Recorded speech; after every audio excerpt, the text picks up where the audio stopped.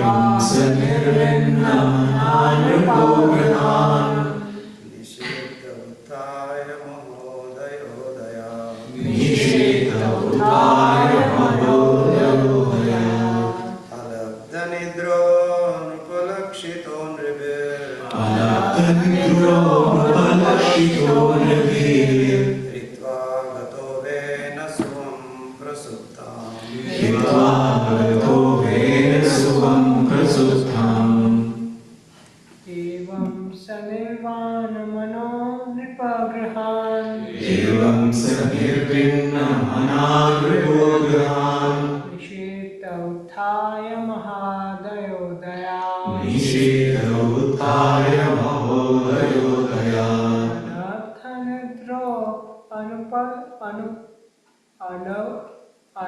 alabdhanidro anupalakshito nirbhir Alabdhanidro nupalakshito nribir Hitva gato vena suvam prasuptam Ritva gato vena svam prasuptam Evam sanirvinnamananupograhan Evam sanirvinnamananupograhan Nishitathaya mahodayodaya Nishetautthaya mahodayodaya Alabdhanidro anupalakshito nribhir Alabdhanidro nupalakshito nribir Tvagato vena subham prasuptam Yitva gato vena svam prasuptam. Word to word. Evam, thus. Sah, he, nirvinna, nirvinna mana, being indifferent in mind. Nripa, King Anga, Griha, from home. Nishite, in the dead of the night. Utthaya, getting up. Maha, Udaya Udayat, opulent by the blessings of great souls. Alabdha Nigraha, being without sleep. Anupalakshita, without being seen. Nrivi, by people in general. Hitva, giving up. Gata, went off. Vena Subham, the mother of Vena. Prasuptam, sleeping deeply. Translation and purport by His Divine Grace, Srila A.C. Bhaktivedanta Swami Prabhupada Ki Jai. Thinking like that, King Anga could not sleep at night. He became completely indifferent to household life. Once, therefore, in the dead of night, he got up from bed and left Vena's mother, his wife, who was sleeping deeply. He gave up all attraction for his greatly opulent kingdom, and unseen by anyone, he very silently gave up his home and opulence and proceeded towards the forest. Purport. In this verse, the word Mahodayodaya indicates that by the blessings of a great soul, one becomes materially opulent. But when one gives up attachment to material wealth, that should be considered an even greater blessing from the great souls. It was not a very easy task for the king to give up his opulent kingdom and young, faithful wife, but it was certainly a blessing of the Supreme Personality of Godhead that he could give up the attachment and go out to the forest without being seen by anyone. There are many instances of great souls leaving home in this way in the dead of night, giving up attachment for home, wife, and money. Srila Prabhupada Ki Jai. Anjali Putravyasti Kripasindu Veda Janatikanam Bhavanibhyo Vaishnavibhyo Namo Namaha.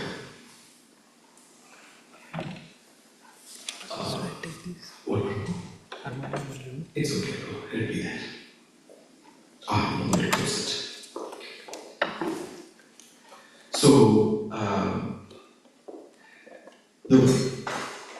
today is the first time I haven't prepared a presentation because I thought I'd speak extempore today. So, and and Prabhuji is there today. And thank you, Prabhu.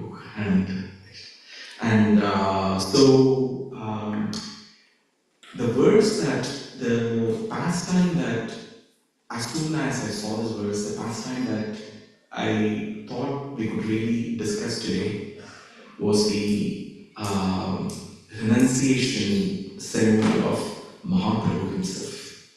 Because Mahaprabhu also left in the dead of night. And it is a famous episode called as Nimai Sannyas, which is frequently enacted as a stage drama. It used to be enacted a lot in Bengal, but then it is now enacted all over. So what we could do today is, I'm not going to do any philosophy today, no discussion of philosophy. So we will briefly talk one whole chapter of the Chaitanya Bhagavatam. It is the Madhya Kanda, 28th chapter of Sri Chaitanya Bhagavata, which is called Nimai Sannyas. There are 200 verses in this chapter, and which covers the whole of Nimai Sannyas. Even that is sort of brief. There are other discussions elsewhere. Some occur in the Murari Gupta's Krishna Chaitanya Charitra Mahakavya. And but the Chaitanya Charitamrita has only one verse on this on the sannyas of Mahaprabhu, and the author Sri Krishnadas Kaviraj Goswami himself says that it has already been narrated in detail by Sri Vrindavan Das Thakur, so he doesn't want to repeat it all again. So in fact the early pastimes, the Navadvip pastimes of Mahaprabhu is barely there in Chaitanya Charitamrita anywhere, because it has been so in detail covered in the Chaitanya Bhagavatam. So the Chaitanya Charitamrita mainly covers only from ages 24 through the later pastimes of Sriman Mahaprabhu. So here the one verse of the Chaitanya Charitamrita which talks about the sannyas of Mahaprabhu occurs in the 17th chapter, verse number 272, 17.272 Adivila. That is only definitely one verse in the Chaitanya Charitamrita. All it says is that Mahaprabhu went to Katwa and took sannyas from Keshava Bharati. And but the purport of Srila Prabhupada gives more details, that when Mahaprabhu left that night, in the dead of the night, he jumped into the river Gauranga there, and the place there is mentioned, it is called as Nidhaya Ghat. In the Chaitanya Charitamrita, it is said there as Nidayara Ghat, but the place if you go to Navadvip Parikrama, it will be only there as Nidaya Ghat. And so the Chaitanya Bhagavata says that around few months, 4 or 5 months before the Shankaranti that comes during the transition of Makara, which is called the Makara Shankaranti. So Chaitanya Mahaprabhu made the decision that he is going to go accept sannyasa. So at that time, he informed, in the Chaitanya Bhagavata, it says that he informed 5 of his closest associates and told them not to tell anybody that he is going to accept sannyasa. And but the Chaitanya Charitamrita lists only 3 of their names. The Chaitanya Charitamrita lists Nityananda Prabhu, Gadadhara Prabhu, and Chandrasekhara Acharya. But in addition to this, the Chaitanya Bhagavata also lists 2 more names, 2 more devotee names. One is Brahmananda Bharati, and the other is Mukunda. So there are 5 people mentioned in the Chaitanya Bhagavata. So Mahaprabhu mentioned to them, and he told them not to tell anybody. And then the actual day came. When the fateful day came, at that time Sachimata was new throughout the day that it was going to happen. And Mahaprabhu had made all the decision. And that night, in the middle of the night, Mahaprabhu, he went to sleep. I'm just narrating it exactly from Chaitanya Bhagavata. You may see variations of it in different scriptures, but the essence is still the same. And so he went to sleep that night. The next day morning, he got up at the Brahma Muhurta. And then when he decided to leave, at that time, Sachi Mata, his mother, was just sitting at the doorstep. She was crying and she was sitting at the doorstep. She did not want her son to leave. But she knew that she could not stop what is inevitable. And many discussions have already gone, and she didn't have any further argument of what else she can say to Mahaprabhu, who was popularly called as Nimai Pandit at that time, and she didn't know what other argument she could place. But Mahaprabhu told his mother that he's always indebted to her, and no matter what the circumstances, that she can always count on him, and he is always there for his mother, and there is no way he could pay the debt back to his mother. So he said this, and then he circumambulated his mother 3 times, and then he left. And then he jumped into the river Ganga in this place, which Prabhupada writes in the purport in the Sri Chaitanya Charitamrita for chapter 17, verse 272, if I'm correct, where he says that he jumped into the ghat called as Nidhaya Ghat. That means that it is a merciless ghat. There are 2 kinds of meanings to it. Is because the residents of the Navadvip, they don't want to get separated from Mahaprabhu. And they did not like this whole thing of the sannyasa. Mahaprabhu did not need sannyasa. He is already supremely renounced as the 6th opulent feature of the Bhagavan, being renunciation. He is 100% renounced, just as a personality of Krishna. He does not need this namesake renunciation.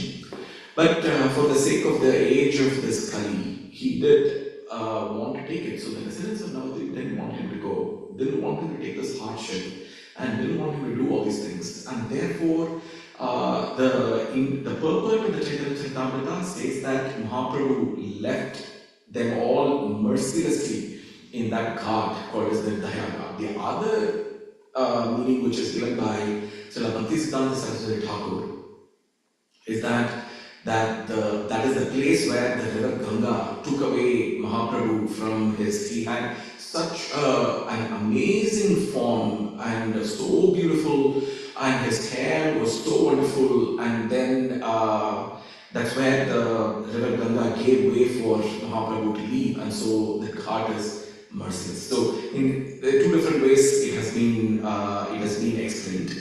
So Mahaprabhu left that place, and then he went to this place called Kadwa. And there was this Acharya called, he was in the Shankaracharya's lineage called as Keshava Bharati. So the Bharati title is not a very, among the Shankaracharya lineage, this does not apply to the Vaishnavas. Vaishnavas don't keep all these last names of Bharati and all. So even different Vaishnava Sampradayas, they have their own last names. Like for example, in the Sri Sampradaya, by and large they are called Jiyas. In the Madhva Sampradaya, a lot of them are called Tirtha, but there are some Puris and other last names are there. But the Shankara's lineage, they have 10 such titles, of which they consider the title called as Saraswati the highest. They have variations, even though it is supposed to be completely non-dual, but they still have variations in the sannyasi titles, even in the Shankarism. And there was this Acharya called as Keshava Bharati. It was not like he was profoundly known as in that way, but Mahaprabhu decided to take the sannyasa from him. So he went to Keshava Bharati's residence, and then he knocked his door, And there is standing the Lord, resplendent in all his glory, shining like a newly minted gold, and his effulgence just emanating out of his body. Vairagya Vidya Nijabhakti Yoga Shikshantanekah Purushah Puranah. So he himself is the embodiment of all renunciation. Vairagya Vidya, that is the knowledge of renunciation. This is the verse, the first verse composed by Sarvabhauma Bhattacharya. I'm quoting this out of context here, but it applies to this, chronologically it is out of context, but it applies to this situation of renunciation. So, Vairagya Vidya, so what does Mahaprabhu come to spread here? The knowledge of true renunciation. Vairagya Vidya, Nija Bhakti Yoga, not some fake devotional service, but the true devotional, Nija Bhakti Yoga, true devotional service. Vairagya Vidya, Nija Bhakti Yoga, Shikshantanekah Purushah Puranah. So, and he's calling him Purushah Puranah, the first person, premediate person.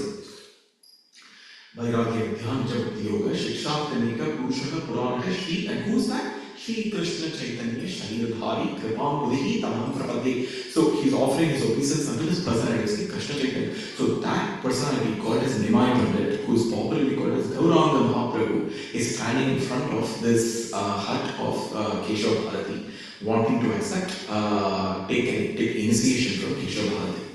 So, and then Mahaprabhu, in all his humility, he himself is exemplary for his own advice, and he's standing there saying that, please accept me as an initiate and give me Diksha, Sannyasa Diksha.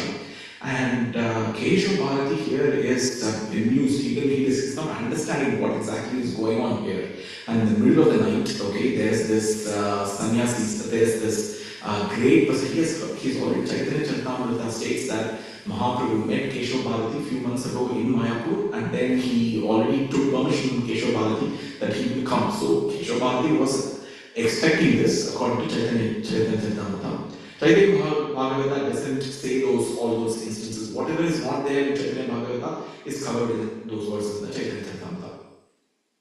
So at that time also immediately came and joined, and suddenly Mahaprabhu started exhibiting ecstatic symptoms. Suddenly he started having tears, and then the Krishna Nama, the names of Krishna are profusely coming out of his mouth, and he's saying that and his love for Krishna is having him accept this sannyasa, and he's telling Keshav Bharati to kindly accept him as to give him the sannyasa because of the profound love of Krishna.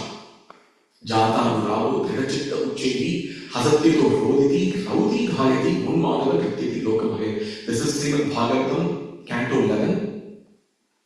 There is the verse called Jata Nurao Anuraga, means the spontaneous love for Krishna Bhakti.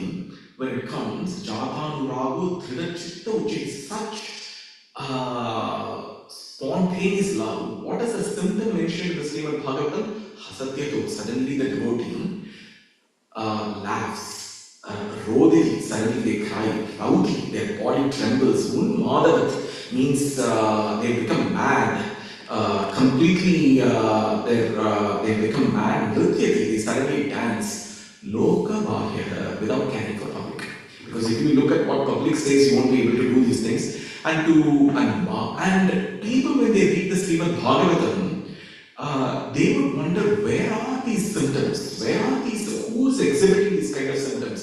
Of course, the gopis of Vrindavan did, but then people would say, okay, that's historic. It occurred 5,000 years ago. Is that practically even possible? But you can see all that kind of power in the personality of Sri Krishna Chaitanya Mahaprabhu. But then Prabhupada also adds warning in this. The purport of this was written by his disciples. But the warning is that we should not imitate these things and behave with symptoms that are not naturally there in our personality. We just don't do all these things. Then it is considered a disturbance to the society. But Mahaprabhu, when he was exhibiting all these kind of, suddenly he started exhibiting these symptoms, and then suddenly he was dancing. And Keshav Bharati is not someone who is used to all these things, and he he's also, it is not like he's in the intimate group of Mahaprabhu's associates, and he's also astounded by this exhibition of these ecstatic symptoms of the Lord. And then by the time the other associates have already come, chief among them, Nityananda Prabhu, who was always there with Mahaprabhu, he came, Gadadhar Pandit came and joined, and then chief among them, Chandrasekhar Acharya Ratna came, Brahmananda Bharati, they all came and then joined a couple, and then suddenly, and all of them, and then suddenly Mahaprabhu started telling them, now all of you, let us start singing the names of Krishna. And then they all started dancing, and here Keshav Bharati is looking at all these things, what is going on, what is all this that is happening here, because the associates of Mahaprabhu have come and they are all dancing in front of his house, and it looks like the morning sunrise is going to be there soon, and a festival has descended unto Katwa.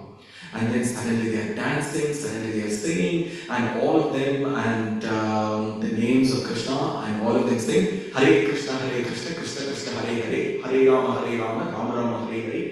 And then they are all singing and exhibiting different pastimes, and then singing the glories of Krishna. And then Keshav Bharati is astounded at all the things here. And then all the devotees are crying at the impending things that are going to happen. Even though they are there doing the bidding of Mahaprabhu, none of them are happy. They don't want Mahaprabhu to go through this sannyasa. They don't even think he needs it. And at that time, Chandrasekhar Acharya Ratna, who was very proficient in all the Brahmanical rituals, he arranged for the ceremony. So he set up the fire sacrifice. He brought all the residents of the village and the nearby villages. They all brought the ingredients that were required for the sannyasa diksha ceremony. And then they all brought, and then all the people from the nearby villages, they all started coming.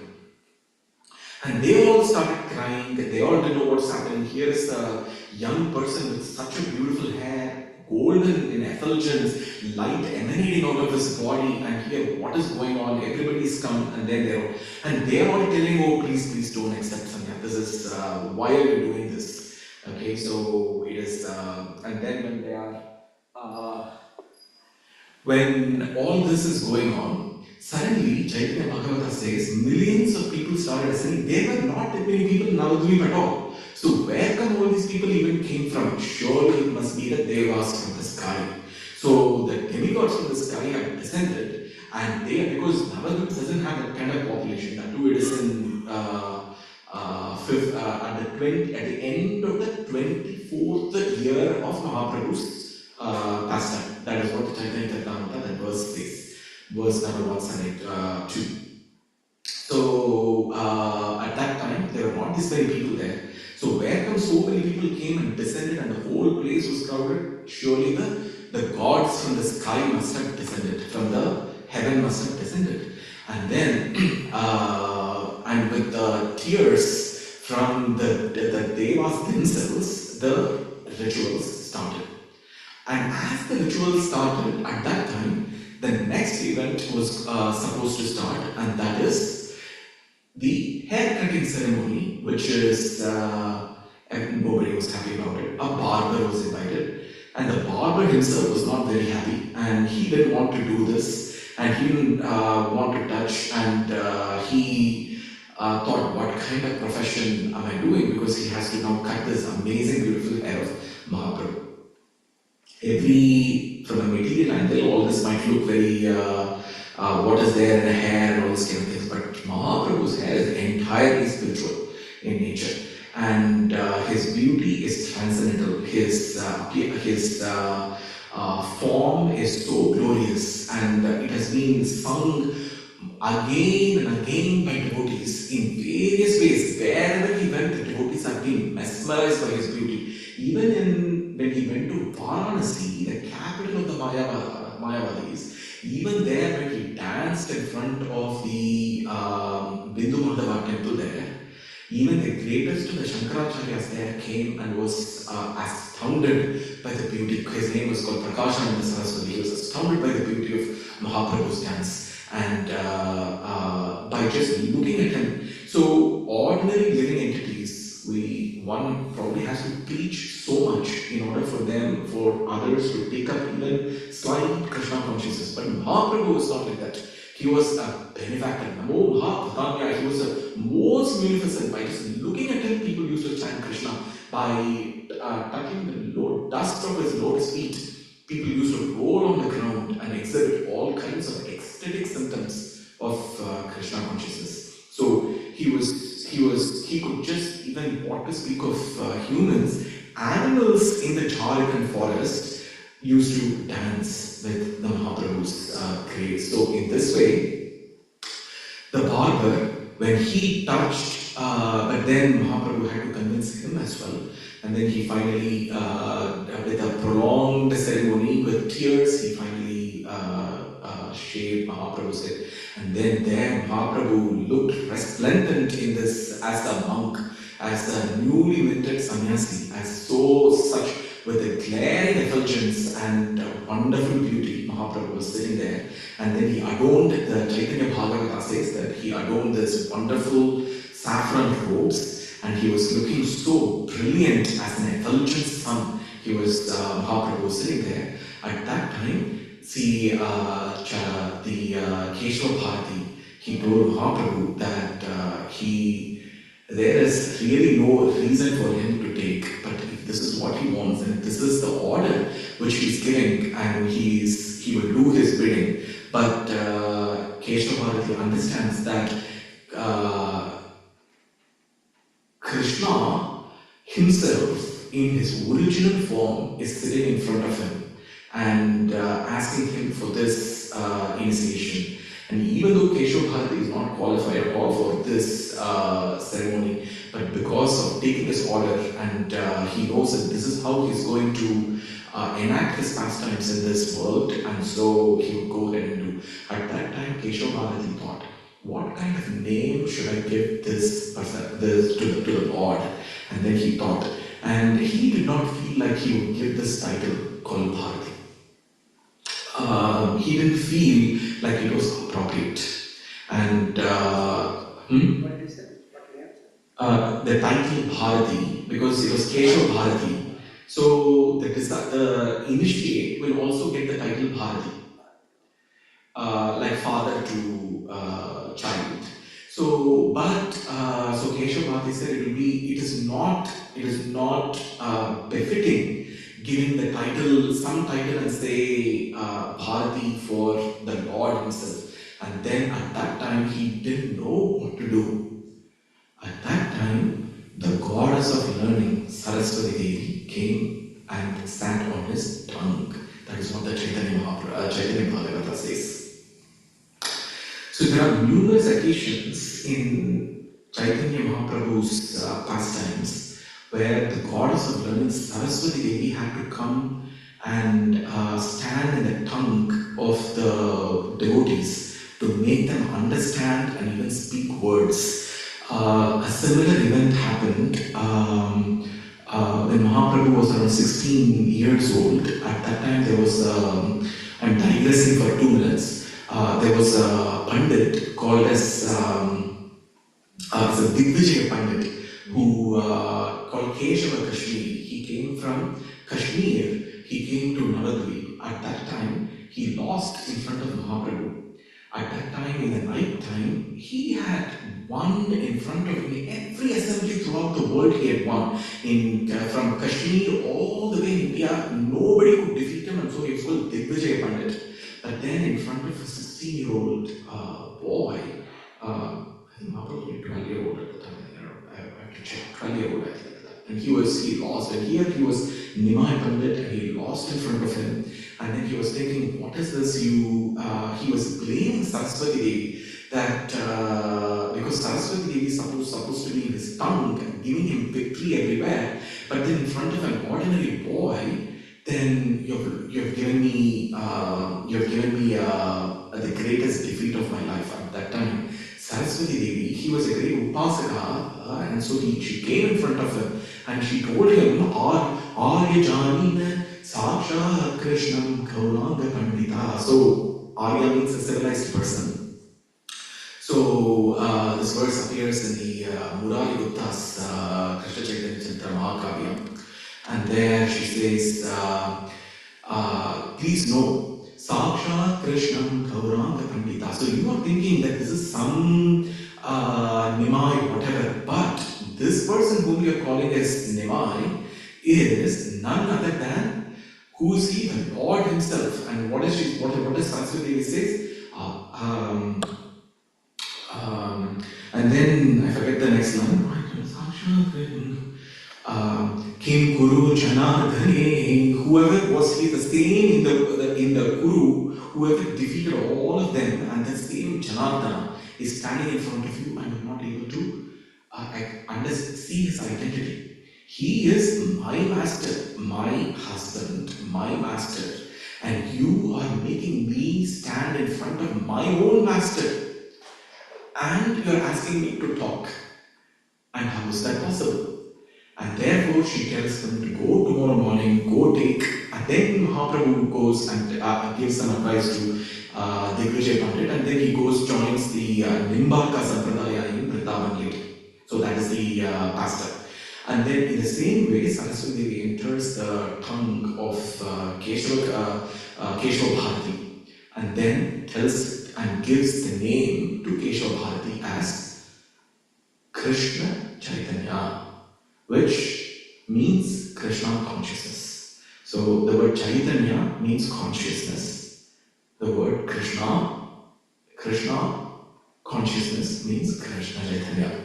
And Keshava Bharati says this name, this transcendental name of called as Sri Krishna Chaitanya into his ears.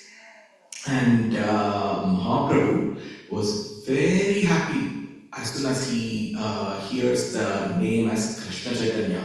And immediately the name starts spreading. Okay, immediately all his intimate associates, Nityananda Prabhu, Gadadhar Pandit, all of them started what the name Krishna Chaitanya. It started spreading. All of them are saying the new name of Mahaprabhu would be Krishna Chaitanya. And Mahaprabhu was so happy, and then he thanks, and then the Chaitanya Charitamrita moves to the Madhya Khanda after this pastime, and then in the place called Radha Desh, Mahaprabhu is going to roam around, and then Nityananda Prabhu has to go behind him and finally get him back to Advaita Acharya's house, because Mahaprabhu became completely lost his thing. He became so happy that he completely lost touch with the whole material existence totally. And I will end this thing about renunciation with the last verse of the Chaitanya Bhagavata. This is Madhya Lila, chapter number 28. The very last verse of this chapter, that is verse number 200. It says, I'll sing this verse and then I will tell the meaning as well. This verse actually is not in the Chaitanya Bhagavata to begin with. The verse is the 11th verse of a scripture called as Chaitanya Chandramrita, written by a saint called as Sri Prabodhananda Saraswati. Prabodhananda Saraswati is the uncle of Sri Gopala Bhatta Goswami. When Mahaprabhu visited the Srilandam temple, at that time, the head priest was Venkata Bhatta, and his older brother was Prabodhananda Saraswati. And when Mahaprabhu danced in the Srilandam temple, at that time, Prabodhananda Saraswati, he saw the resplendent beauty of the Lord, and he describes the glorious characteristics of Chaitanya Mahaprabhu. There, the 11th verse of the Chaitanya Chandramrita is this verse, and in the Chaitanya Bhagavata, the same verse is cited as the 200th verse of the 28th chapter of the Madhya Khanda of the Chaitanya Bhagavata, and that is the last verse, and which is highly appropriate verse cited by Vrindavan Das Thakur. So this is the verse.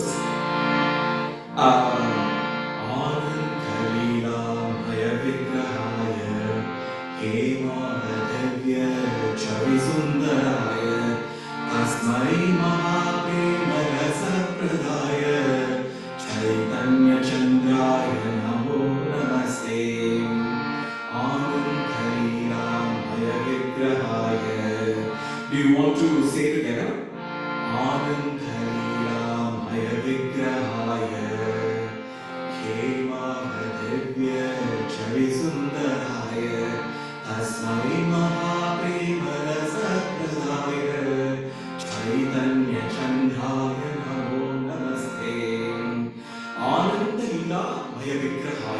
Ananda Lila, which means all blissful pastimes.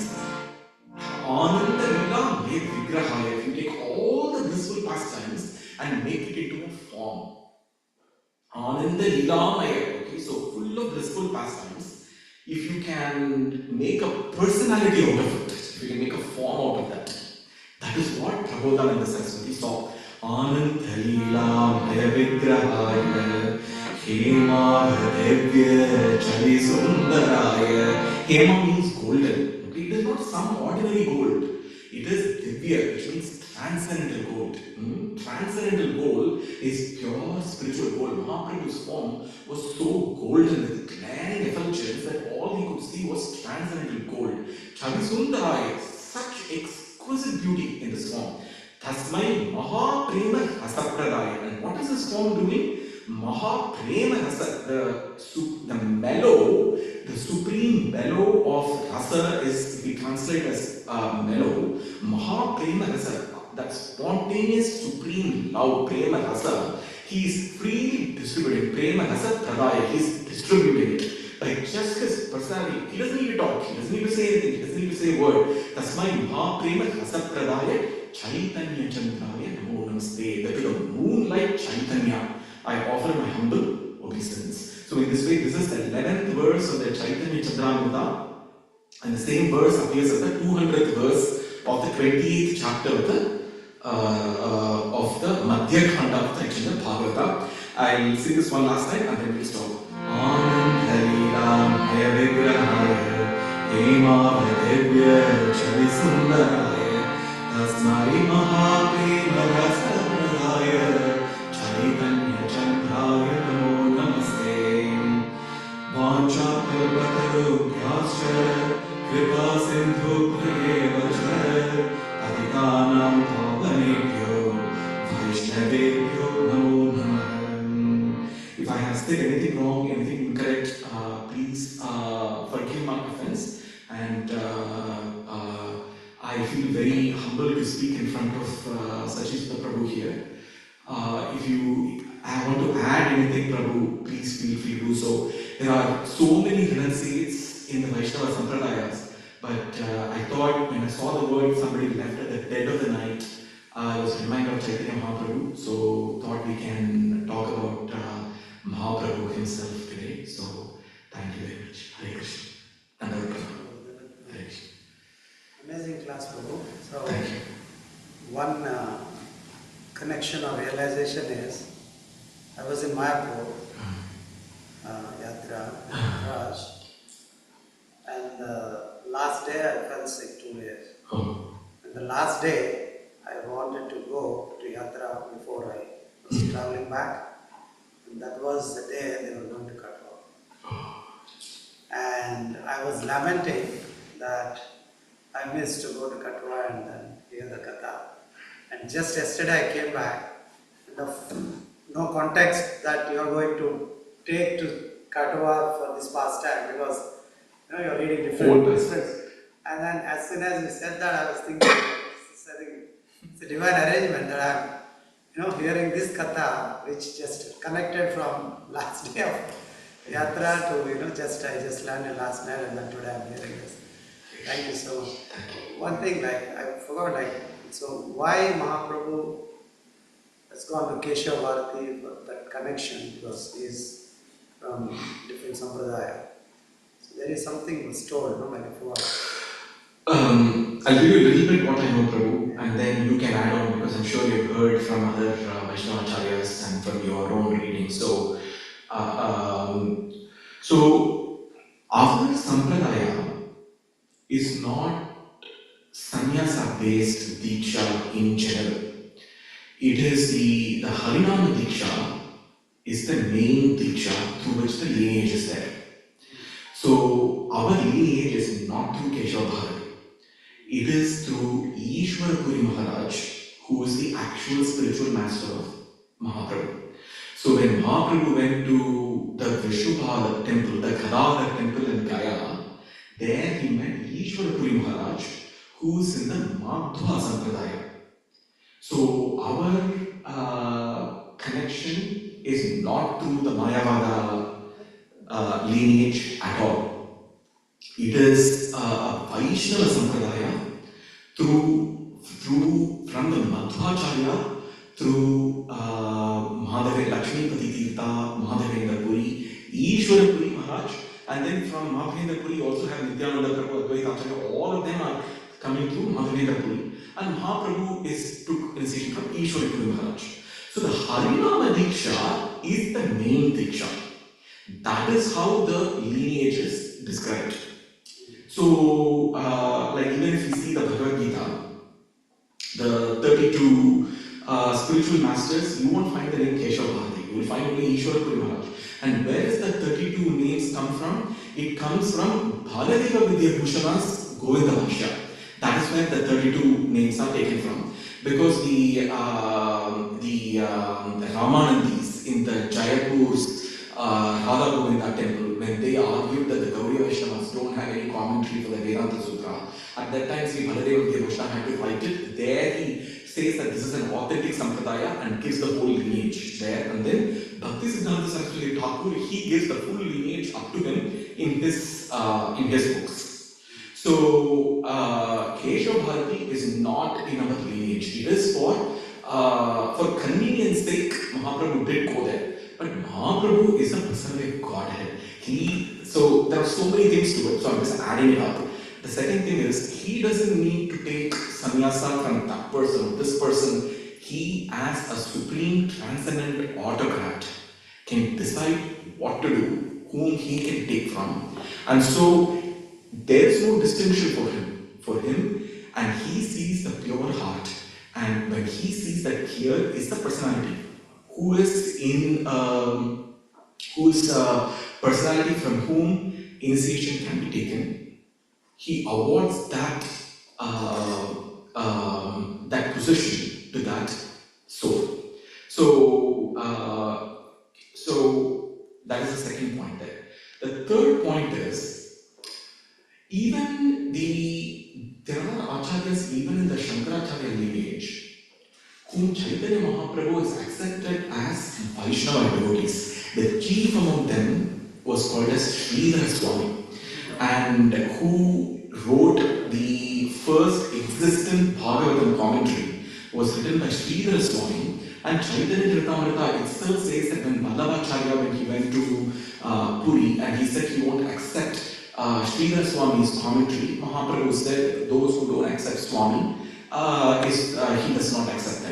There is the verse. I'm not saying all those things right now. But then, and Sridhara Swami was actually the Shankaracharya of the Puri's Jagannath, next to Jagannath Puri, they have a mud. He was actually, but he was a devotee of the Lord. He was not, and so Jiva Goswami cites him in numerous occasions in his Shankaracharya. So, Mahaprabhu, when you see his activities, it is so transcendental that even though he opposed Mayavada at every phase, in fact he said Mayavada, Mayavadi, Krishna, Aparadi, they are offenders under the lotus feet of thing, but those who are in the Brahman realization, even Sarvabhauma Bhattacharya was in the Brahman realization, and he uplifted him too. So there are so many people they uplifted and brought them to Krishna consciousness. And even those who are following pure so-called dualism in the called Tattvavada in the Udupi temple, even there Mahaprabhu told them that the only good thing that he sees in their sampradaya is that they have accepted the form of Krishna as the absolute truth. And therefore, what we can gauge from all these things is that the philosophy of Achintya Bheda Bheda, there is pure Bheda 100% of time, and there is pure Abheda 100% of the time. It's absolutely, there is dualism and there is absolute non-dualism, and both are there simultaneously, which is Achintya. And therefore, we make a distinction between the word Advaita and Mayavada. The word Advaita is not what we are opposed to, because that is there even in the Brahma Samhita. Advaitam, Achyutam, Anantarupam. And we have Advaita Acharya, the name Advaita is right there. And Krishna, and even the Bhagavatam itself uses the word non-dual. 1.2.11 Padantita Tatviram Tattvam Yajnanam Advayam Brahmeti Paramati Bhagavati Shabdeke. So it means like that is not the problem, but at the same time, that variety also exists simultaneously. You cannot just ignore the whole Veda part and focus only on the Abheda. You will get only one part of the absolute truth. Right, Prabhu? So that is my limited understanding of why. And then the other thing is also convenience. There is a sannyasi right there, and Keshav Bharati was there in Katwa. He had come, and Mahaprabhu identified him as a pure soul from whom he can accept the sannyasa. So, is that okay, Prabhu? Should I? Perfect. Thank you. Should we stop here, Prabhu? You have anything to add? Thank you very much. Panchakar Rasta Kripasana Kriya Chakram Bhavamiku Krishna Krishna Mola.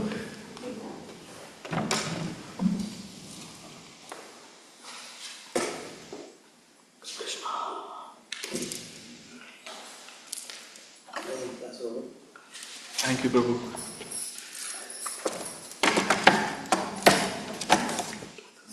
Hare Krishna.